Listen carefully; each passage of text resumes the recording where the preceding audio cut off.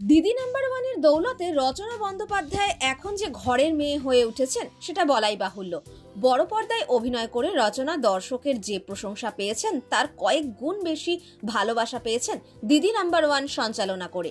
সম্প্রতি তিনি জয়পুর যাচ্ছিলেন, কিন্তু বিমানে ওঠার পর এমন চমক যে তার জন্য অপেক্ষা করছিল সেটা বোধহয় কল্পনাই করেননি রচনা। ইন্ডিগোর 2 বিমান সেবিকার ভালোবাসায় আপ্লুত তিনি। কলকাতা বিমানবন্দর থেকে বিমানে উঠতেই অবাক রচনা। বিমানে উঠে তার নির্দিষ্ট আসনে যেতেই চোখ ছানা বড়া রচনার। সিটের উপর চিপস, চকলেট, বিস্কুট সাজানো রয়েছে, সঙ্গে একটা চিঠি। সেই চিঠিতে লেখা, আমরা অত্যন্ত আনন্দিত যে মিস বন্দ্যোপাধ্যায় এই বিমান সফর করছেন।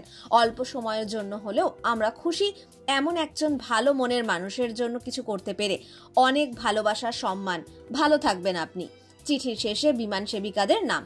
এমন অভ্যর্থনা আর ভালোবাসা পেয়ে আবেগতাড়িত হয়ে পড়েছেন রচনা নিজেও। 2 বিমান সেবিকার সঙ্গে ছবিও তুলেছেন রচনা। সেই ছবি নিজের ইনস্টাগ্রামে পোস্ট করেছেন রচনা। রেশমি এবং রিজা নামের 2 বিমান সেবিকাকে সেই পোস্টে ট্যাগও করেছেন রচনা। নায়িকা লিখেছেন, গোটা ঘটনাটি আমার হৃদয় ছুঁয়ে গিয়েছে।